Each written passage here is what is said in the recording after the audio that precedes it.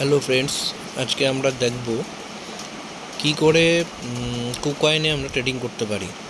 তো শুরু করছি কুকয়েনে ট্রেডিং করা। ট্রেডিং করতে গেলে যেটা সবার প্রথম দরকার, কুকয়েনে আপনাদের কেওয়াইসি ফুল ডকুমেন্টসের সাথে করার পর লগ ইন করবো। করার পরে অ্যাসেট অপশনটা আমরা ক্লিক করব। অ্যাসেট অপশনে যখন আমরা ক্লিক করব, তার সাথে সাথে আমাদের এখানে একটি ইন্টারফেস খুলে যাবে। যে ইন্টারফেসে আমাদের তিনটে অপশন থাকবে: ডিপোজিট, বাই ক্রিপ্টো, ট্রান্সফার। তো আমরা ট্রান্সফারে ক্লিক করব। ট্রান্সফার ক্লিক করার সাথে সাথে এখানে আমাদের সামনে দুটো অপশন আসবে, ফান্ডিং, ট্রেডিং। তো আমাদের প্রথমে ইউএসডিটি পারচেস করতে হবে। ইউএসডিটি আমরা কারো মাধ্যম থেকে পারচেস করে নিয়ে বা পিটুপির মাধ্যম থেকেও আমরা ইউএসডিটি পারচেস করতে পারি। করার পর আমাদের এখানে ওপরে অপশনটা থাকবে ফান্ডিং, তার নিচের অপশনে থাকবে ট্রেডিং, তার নিচে থাকবে ইউএসডিটি। এবার আমরা ম্যাক্সে ক্লিক করব। করার পরে কনফার্ম করে দেবো। যখনই আমরা কনফার্ম করে দেবো, ফান্ডিং থেকে ইউএসডিটি ট্রেডিং অপশনে চলে আসবে। ট্রেডিং অপশনে চলে আসার পর এখান থেকে আমরা ট্রেডিং স্টার্ট করতে পারবো।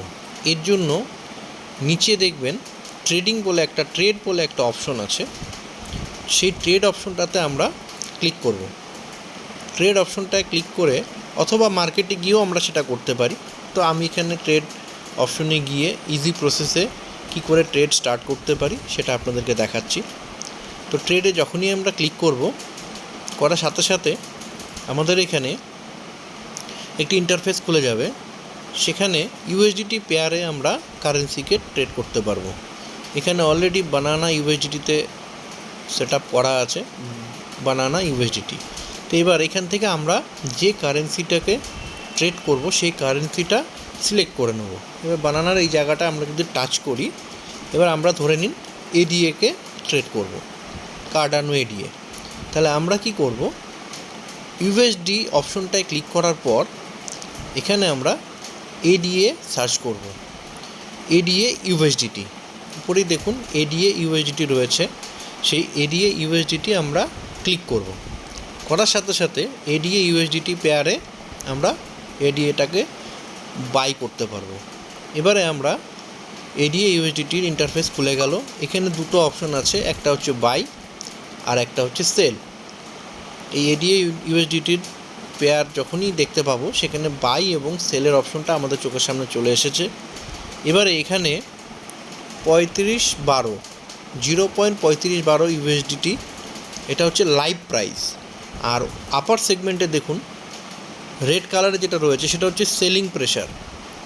আর এখানে যেটা রয়েছে কত পার্সেন্ট আমরা ইউএসডিটির মাধ্যমে এই কারেন্সিটাকে কিনবো, 25%, 50%, 75% বা 100%।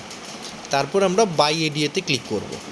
বা যদি আমরা লাইভ প্রাইসে কিনি তাহলে 3512 ছিল, 3512 সিলেক্ট করলাম, 100% দিলাম, দিয়ে আমরা বাই এডিএ করে দেবো। সাথে সাথে আমাদের এডিএ পারচেস হয়ে যাবে। এটা হলো আমাদের বাইং প্রসেস। ঠিক সেমভাবে আমাদের সেলিং প্রসেসটাও দেখে নিতে হবে। এবার সেল অপশনটায় আমরা ক্লিক করব। যখন এই সেল অপশনটা ক্লিক করব, সেই সেলটা রেড কালার হয়ে যাবে। দেখুন রেড হয়ে গেল।